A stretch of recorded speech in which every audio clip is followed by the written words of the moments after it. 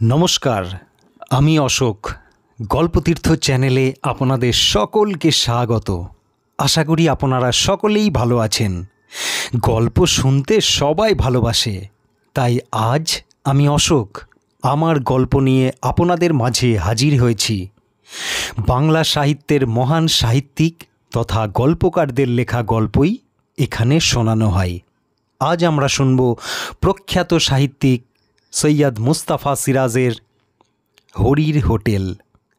শুরু হচ্ছে হরির হোটেল। স্টেশনে ট্রেন থামতে না থামতেই যাত্রীদের মধ্যে হুলস্থুল বেঁধে গিয়েছিল।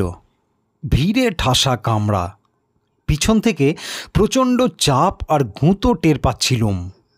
তারপর দেখলুম কেউ কেউ আমার কাঁধের ওপর দিয়ে কসরত দেখিয়ে সামনে চলে যাচ্ছে, সেই সঙ্গে চেঁচামেচি চলেছে। অবশেষে ঠেলা খেতে খেতে যখন প্ল্যাটফর্মে পড়লুম, তখন আমার ওপর দিয়ে অসংখ্য জুতো পরা পা ছুটে যাচ্ছে। অনেক চেষ্টার পর উঠে দাঁড়িয়ে দেখি অন্য সব কামরা থেকেও পিলপিল করে মানুষ বেরিয়ে স্টেশনের গেটের দিকে ছুটে চলেছে। রাগ করে লাভ নেই, কার উপরেই বা রাগ করব। নিমেষে প্ল্যাটফর্ম নির্জন নিঝুম হয়ে গেল। কাঁধের ব্যাগ আর পোশাক ঝেড়ে ঝুড়ে রুমালে মুখ মুছলুম। ট্রেনটা হুইসেল বাজিয়ে আস্তে সুস্তে চলে গেল। সেই সময় হঠাৎ মাথায় এলো ট্রেনে ডাকাতি হচ্ছিল সম্ভবত, তাই অত সব যাত্রী প্রাণ ভয়ে ট্রেন থেকে ঝাঁপিয়ে পড়ে পালিয়ে গেল। এতক্ষণে ভয় পেলুম। রাত 8টা বাজে। প্ল্যাটফর্মে আর স্টেশন ঘরে আলো জ্বলছে, গেটে মানুষজন নেই। সেখানে গিয়ে একটু দাঁড়ালুম। ডাকাতরা ট্রেন থেকে নেমে স্টেশন ঘরে ঢুকে হামলা করেছে কিনা দেখবার জন্য উঁকি মারলুম। না, স্টেশন ঘরে উর্দি পরা এক ভদ্রলোক চেয়ারে বসে চোখ বুজে ঝিমোচ্ছেন। তাকে বললুম, একটা কথা জিজ্ঞেস করতে পারি?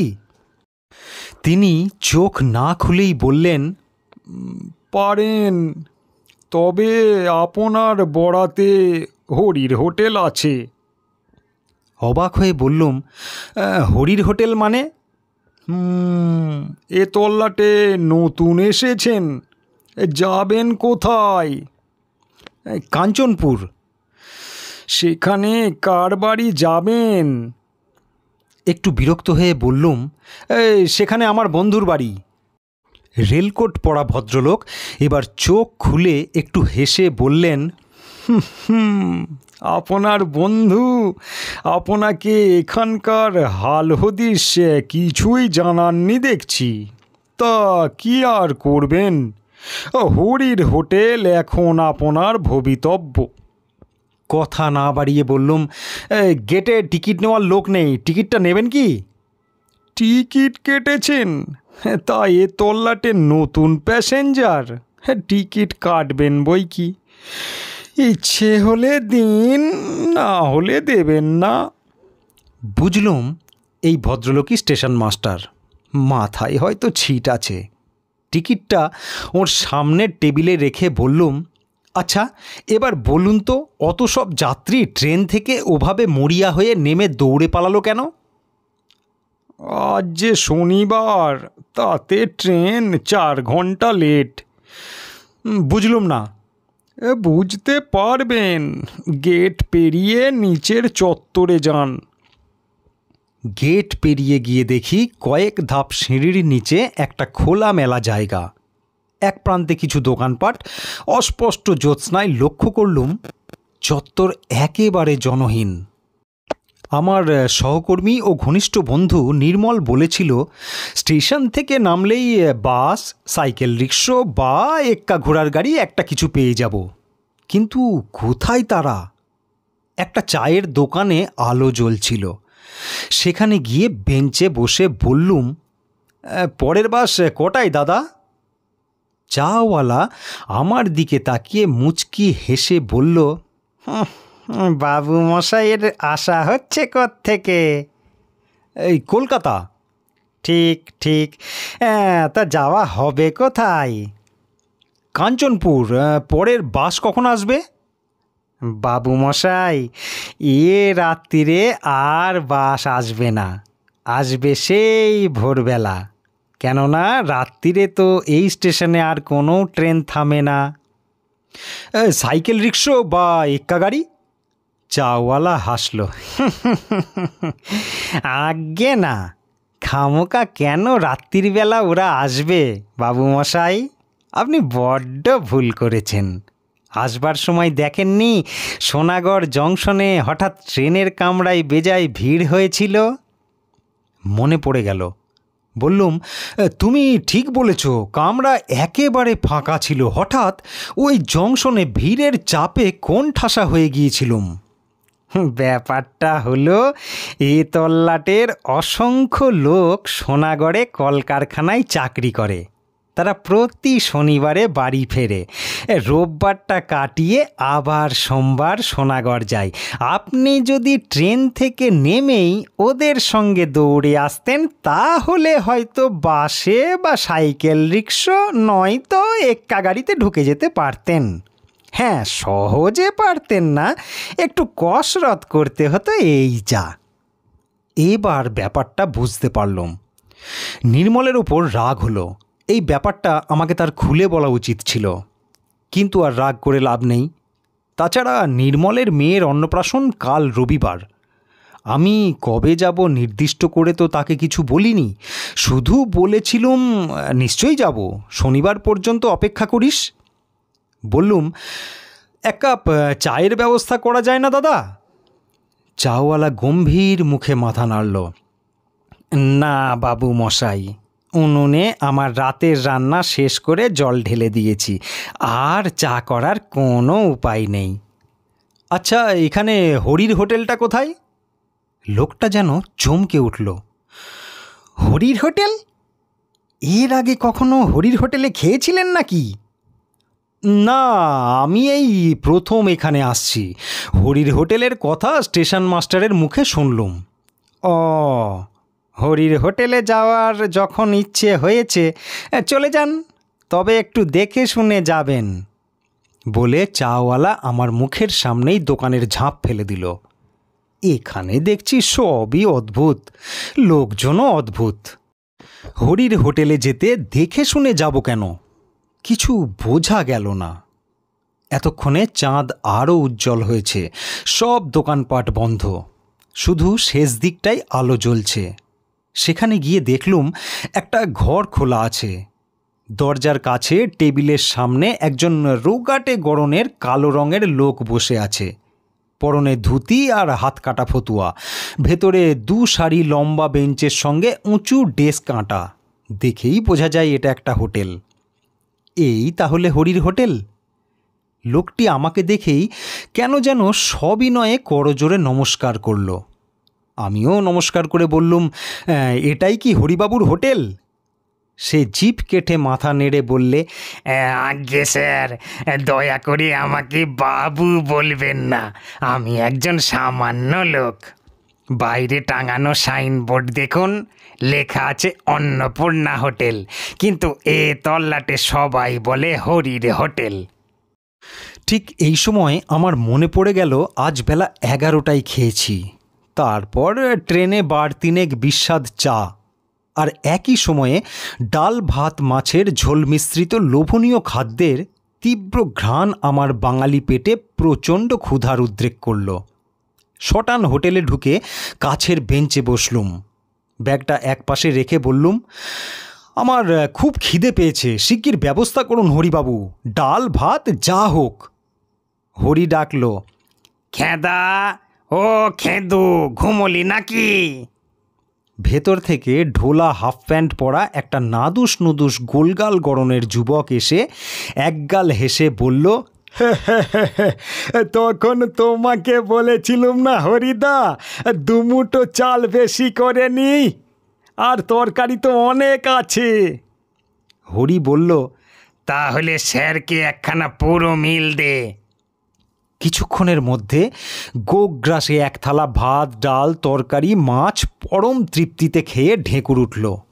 হাত মুখ ধুয়ে এবং মুছে বললুম, অপূর্ব, খাসা আপনার হোটেলের রান্না, খেয়ে এমন তৃপ্তি জীবনে পাইনি। হরি বলল, অথচ বেটার ছেলেরা আমার হোটেলের বদনাম রটাই। কি আর বলবো স্যার, আমার নামে থানায় পুলিশের কাছে নালিশ পর্যন্ত করেছিল। যাকগে সেসব কথা, আপনি আমার অতিথি, আপনার কাছে দাম নেব না। কিছুতেই হরি মিলের দাম নিল না। অবশেষে বললুম, ঠিক আছে, তাহলে আমাকে রাত্রে থাকার জন্য একটা ঘর ভাড়া দিন। হরি জিভ কেটে বলল, ঘর তো নেই স্যার, আমার হোটেল শুধু খাওয়ার হোটেল, এখানে থাকার ব্যবস্থা নেই। আমি আর খেদা ওপরের ঘরে রাত্রির কাটাই, নিচে কি থাকবার জো আছে? নানা উপদ্রবের চোটে অস্থির হতে হবে। কি উপদ্রব হরিবাবু? আমি এই বেঞ্চে শুয়ে রাত কাটাতে পারবো, কোনো উপদ্রব গ্রাহ্য করব না। হরি হাসল। আপনার মাথা খারাপ, কথা বাড়িয়ে লাভ নেই। আমারও খিদে পেয়েছে, তা আপনি যাবেন কোথায়? কাঞ্চনপুর। দিব্যি জ্যোৎস্না রাত্রির, মোটে তো 3 কিলোমিটার রাস্তা, হাঁটতে হাঁটতে চলে যান, কোনো ভয় করবেন না। আমাদের এ তল্লাটে আর যা কিছু থাক, চোর ছিনতাইবাজ ডাকাত নেই। মনের আনন্দে গান গাইতে গাইতে চলে যান। অগত্যা হোটেল থেকে বেরিয়ে আসছি, হরি হঠাৎ ব্যস্তভাবে ডাকল, স্যার শুনুন স্যার। ঘুরে দাঁড়ালুম। সে আমাকে অবাক করে 6টা অ্যান্টাসিড ট্যাবলেট আমার হাতে গুঁজে দিল। বললুম, অ্যান্টাসিড ট্যাবলেট কি হবে? হরি মুচকি হেসে বলল, বাইরের মানুষ হরির হোটেলে খেয়েছেন, যদি দৈবাত অম্বল হয় টয়। আপনি আমার এ রাত্রিরের একমাত্র খদ্দের স্যার, আপনি আমার সার্টিফিকেটও বটে। বলে সে হোটেলে ফিরে গেল। আমি এতক্ষণে একটু চিন্তায় পড়লুম। খেতে তো সবই সুস্বাদু মনে হচ্ছিল, তাই খেয়েছিও প্রচুর। প্যান্টের বেল্ট ঢিলে করতে হয়েছে, কিন্তু অ্যান্টাসিড কেন? দুধারে মাঠ, নির্জন পিচ রাস্তায় গুনগুন করে সত্যি মনের আনন্দে গান গাইতে গাইতে হাঁটছিলুম। জ্যোৎস্নায় চারদিক বেশ স্পষ্ট। কিছু দূর চলার পর মনে হলো পেট বেজায় ওজনদার হয়ে উঠছে। তখন 2টো অ্যান্টাসিড ট্যাবলেট মুখে পুরে চুষতে থাকলুম। আরও কিছু দূর হাঁটার পর পেটের ওজন কমেছে মনে হলো। সেই সময় নেহাত খেয়াল বসে একবার পিছু ফিরে দেখি, আমার পিছনে কেউ হেঁটে আসছে। একজন সঙ্গী পাওয়া গেল ভেবে দাঁড়িয়ে গেলুম। অমনি সেই লোকটাও দাঁড়িয়ে গেল। বললুম, কে? কোনো সাড়া এলো না। একটু ভয় পেলুম, ছিনতাইবাজ বা ডাকাত নয় তো। চলার গতি বাড়ালুম। তারপর এক অদ্ভুত ঘটনা লক্ষ্য করলুম। যতবার পিছনে তাকাচ্ছি দেখছি জ্যোৎস্নায় কালো রঙের মূর্তির সংখ্যা বেড়ে যাচ্ছে। রাস্তার দুপাশের মাঠ থেকে 1জন 2জন করে আরও লোক এসে সেই ছায়া মিছিলকে বাড়িয়ে তুলছে। অবশেষে ঘুরে দাঁড়িয়ে চেঁচামেচি করে বললুম, তোমরা যেই হও, আমার কাছে ডাকাতি করার মতো মালকড়ি নেই। বন্ধুর মেয়ের অন্নপ্রাশনে উপহার দিতে কিছু পুতুল আর জামা কিনেছি। নগদ টাকা কড়ি যা আছে তা তোমরা কেড়ে নিয়ে ভাগাভাগি করলে প্রত্যেকে একটা আধুলির বেশি পাবে না, কাজেই তোমরা কেটে পড়ো। আশ্চর্য ব্যাপার, কালো কালো মানুষের দল স্থির দাঁড়িয়ে আছে। তারপর আবার কিছুটা হেঁটে গিয়ে ঘুরে দেখি তারা সমান দূরত্বে আমাকে অনুসরণ করছে। এরা কারা? অজানা ত্রাসে শিউরে উঠলুম। সাহস দেখিয়ে খুব চেঁচিয়ে বললুম, সাবধান, আমার কাছে রিভলভার আছে, আমি কিন্তু পুলিশের লোক, গুলি করে মুন্ডু উড়িয়ে দেব। কিন্তু এই হুমকিতেও কাজ হলো না। আমি যত দ্রুত হাঁটছি তারা একই দূরত্বে নিঃশব্দে হেঁটে আসছে। আমি থমকে দাঁড়ালে তারাও দাঁড়িয়ে যাচ্ছে। এই অদ্ভুত ছায়াকালো মিছিল পিছনে নিয়ে হেঁটে চলা সহজ ছিল না। আমার গলা তৃষ্ণায় শুকিয়ে গেছে, সঙ্গে জলের বোতল নেই, এমনকি একটা টর্চও আনিনি। আতঙ্কে দিশেহারা হয়ে আমি দৌড়তে শুরু করলুম। দৌড়তে দৌড়তে যতবার পিছু ফিরে তাকাচ্ছি, সেই বিভীষিকারা আমাকে অনুসরণ করছে। কিছুক্ষণ পরে সামনে ঘন কালো গাছপালার ফাঁকে রাস্তার ধারে একটা মন্দির দেখতে পেলুম। মন্দিরের উঁচু খোলা চত্বরে কারা বসে কথা বলছিল। আমি দৌড়ে গিয়ে সেখানে দাঁড়াতেই লোকগুলো হইচই করে উঠল। কে কে? হাঁপাতে হাঁপাতে বললুম, আমি। কেউ ধমকে বলল, আমি কে? আগে আমি কলকাতা থেকে আসছি, যাব কাঞ্চনপুর, বাস ফেল করে বড় বিপদে পড়েছি।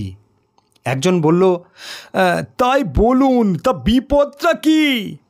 একদল কালো কালো লোক আমাকে ফলো করে আসছে। সর্বনাশ! আপনি কি হরির হোটেলে খেয়েছেন? খেয়েছি, বড্ড খিদে পেয়েছিল। অমনি আবার হইচই পড়ে গেল। ওরে, এ হরির হোটেলে খেয়েছে রে! কি সর্বনাশ! আবার একা নয়, সঙ্গে হরির হোটেলে খাওয়া পুরো দলটাকে সঙ্গে নিয়ে আমাদের গাঁয়ে এসেছে। এই সব বলতে বলতে লোকগুলো মন্দিরের পিছনে উধাও হয়ে গেল। তারপর গ্রামের কুকুরগুলো ডাকতে লাগলো। আমি এবার কি করব ভাবছি।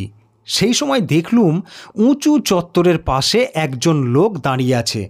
বললুম, দেখুন তো মশাই, কি অদ্ভুত ব্যাপার, বিপদে পড়ে এখানে ছুটে এলুম, অথচ ওরা অমন করে পালিয়ে গেলেন। লোকটি খিক খিক করে হেসে বলল, পালাবাড়ি কথা, আপনি হরির হোটেলে খেয়েছেন কি না? করুণ স্বরে বললুম, কেন? হরির হোটেলে খেলে কি হয়? যে খায় সে ভেদবমি করে টেসে যায়। আমি কিন্তু টেসে যাইনি। হরিবাবু আমাকে অ্যান্টাসিড দিয়েছিলেন, দুটো খেয়েছি।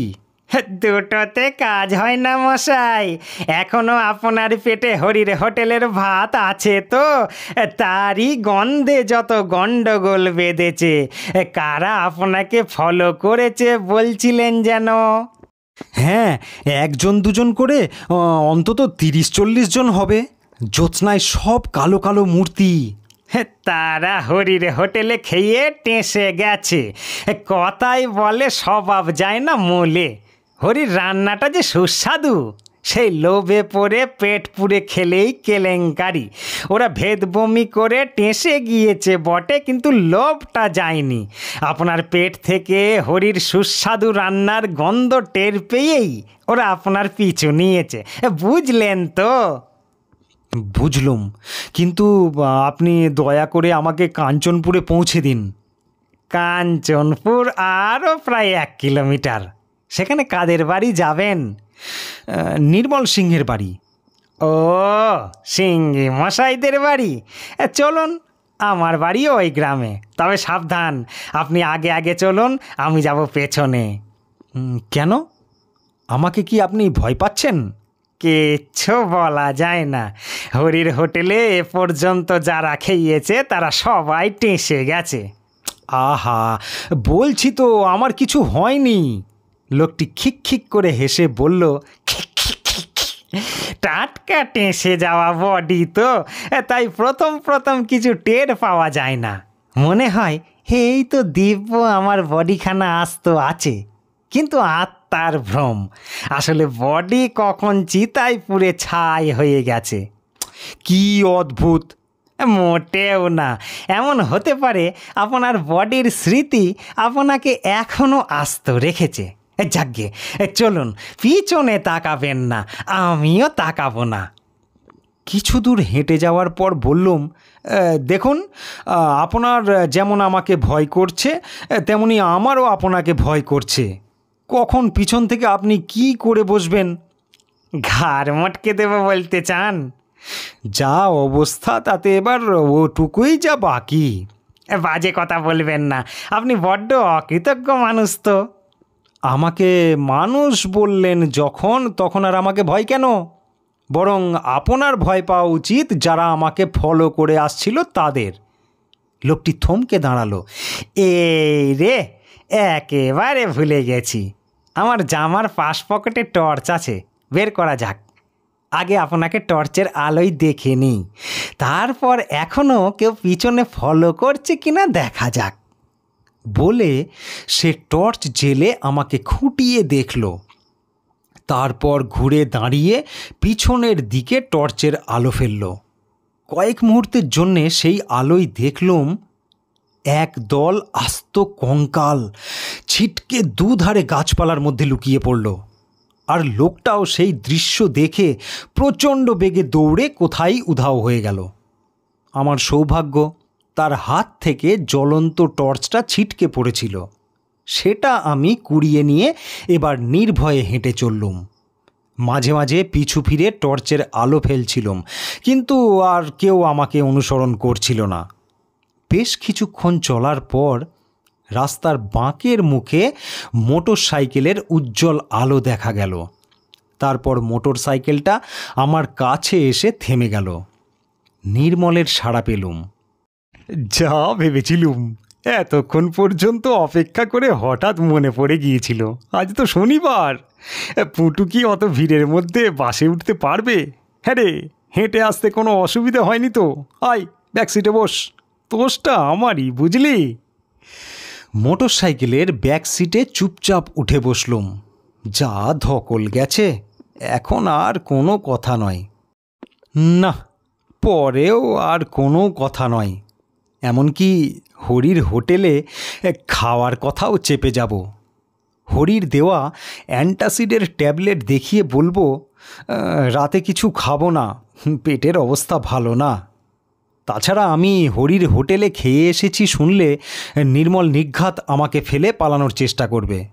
তার মানে মোটর সাইকেলের অ্যাক্সিডেন্ট এবং আমি নিজেই ভূত হয়ে যাব। সর্বনাশ! শুধু একটাই ভাবনা, হরির হোটেলের ভাত যতক্ষণ না পুরো হজম হচ্ছে ততক্ষণ কি নির্মলের বাড়ির আনাচে কানাচে সেই ছায়াকালো কালো মিছিলের মূর্তিগুলো গন্ধ শুঁকতে ঘুরঘুর করে বেড়াবে? দেখা যাক। শুনছিলেন আজকের গল্প হরির হোটেল। গল্পটি যদি আপনাদের ভালো লেগে থাকে চ্যানেলটিকে অবশ্যই সাবস্ক্রাইব করে নেবেন, আর লাইক ও শেয়ার করতে ভুলবেন না। আর আজকের গল্পটি আপনাদের কেমন লাগলো কমেন্টে অবশ্যই জানাবেন। ধন্যবাদ।